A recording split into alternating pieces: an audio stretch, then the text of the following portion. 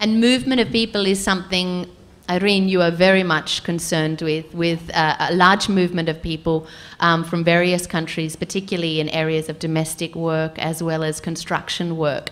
How do you view this united ASEAN community that we're meant to be slowly moving towards? Do you wake up with nightmares about it, or do you feel like this will be a fantastic opportunity to create better rights for the people you're looking after? I think if anyone wants to experience, want to realize ASEAN in them, it must come from an experience. And if you look at migrant workers who are moving by millions within ASEAN region itself, they are, for me today, one of the most exploited form of labor that you have in the ASEAN region. And it really appalls that how, as basic as I put a sign here, 1 paid day off for domestic workers, it's not been agreed by the ASEAN governments themselves. So how can we claim to be people-oriented if we can't even provide or come to an understanding of basic labor rights like a day off or to recognize domestic workers' work? If we cannot come to that understanding, how can I look at a people-oriented ASEAN becomes a big question. Well, actually, if you know, ASEAN has sectoral bodies. The sectoral bodies where it relates to, in this regard, human trafficking, taking care of human trafficking and also migrant workers. It is not exposed what we do or what we did. So many people don't know what ASEAN actually has done through the sectoral bodies of ASEAN. Okay, I'll bring Debbie in here because I know that people is something you're very concerned about. You founded an alternative ASEAN network. Why did you feel the need to make an alternative ASEAN network, not work within the ASEAN framework that we already have? One of the reasons we formed the alternative ASEAN network on Burma was that at that time, ASEAN governments still refused to address questions of human rights. And for many people in ASEAN, they saw ASEAN governments as not only oppressing their own citizens, but assisting other ASEAN governments to oppress their other citizens. As someone who has been arrested in Malaysia for organizing a regional conference on human rights in Indonesia and East Timor, I know that many of my friends have stood up for human rights in communities in neighboring ASEAN countries and have been persecuted for it. Some of them still are. So when Danny talks about an ASEAN where people feel safe to be in ASEAN, this is something that's quite important.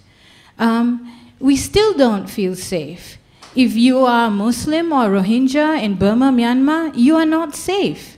If you are an atheist in Indonesia, you are not safe. If you are a blogger in Vietnam, you are not safe. If you are a farmer in Cambodia, you are not safe. And if you are a refugee or an undocumented migrant in any part of ASEAN, you are definitely not safe. We talk about safety. Do I feel safe in ASEAN?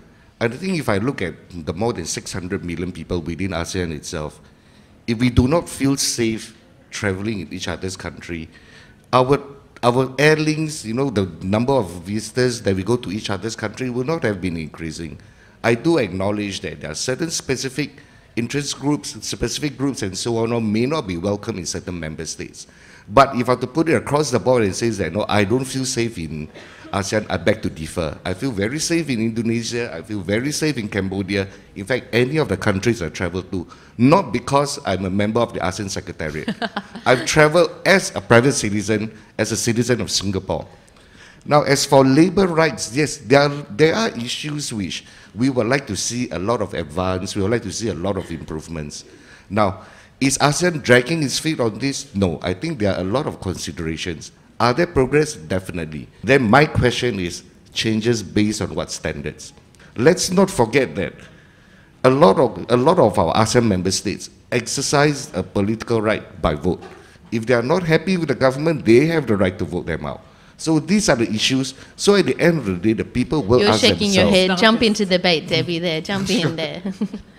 I think there's fundamentally a huge gap in terms of political freedoms and standards of free and fair elections. The quality of democracy and the standard of free and fair elections, if they are held, are quite questionable from one country to another. And this is not just about the political issue. There's also the fundamental problem of ASEAN economic integration in terms of the rules and regulations. A lot of people that I've been reading are particularly concerned that this is going to be an unbalanced economic situation. You've got countries like Thailand, Malaysia and Singapore very ready to compete in a united market, but countries like Indonesia, some say, will basically be the biggest loser despite being the largest economy because it doesn't have the skills base ready to compete. How would you comment on that?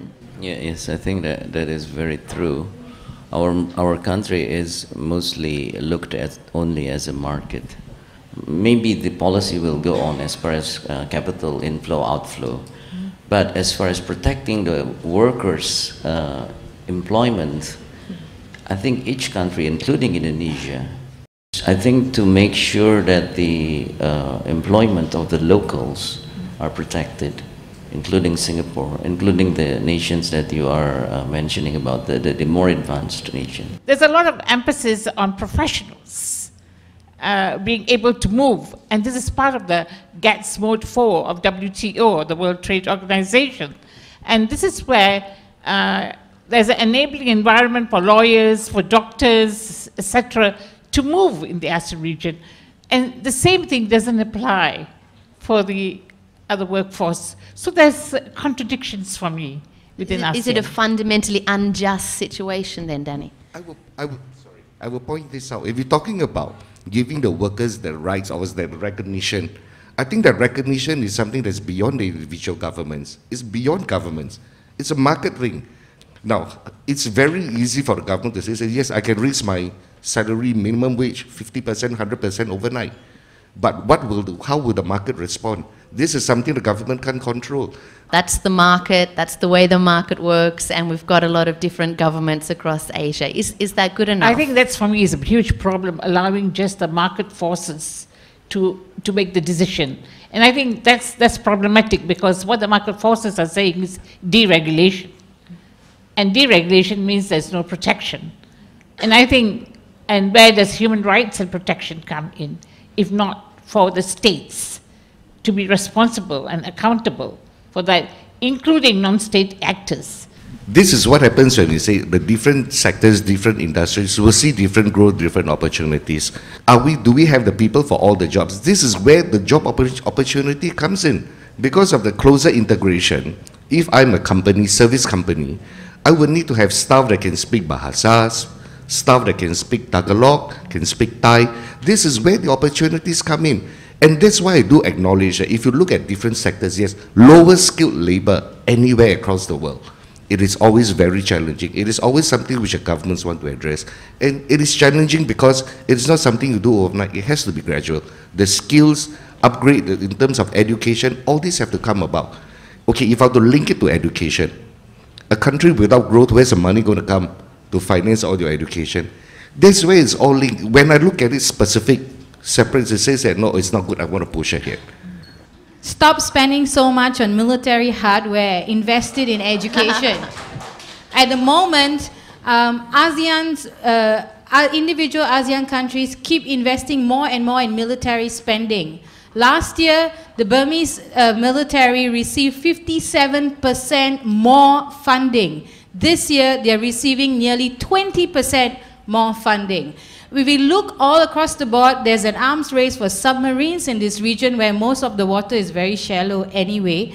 Why don't we spend it on education and training? That our country, our whole region is rich enough to do that. There is no political will. That's the problem.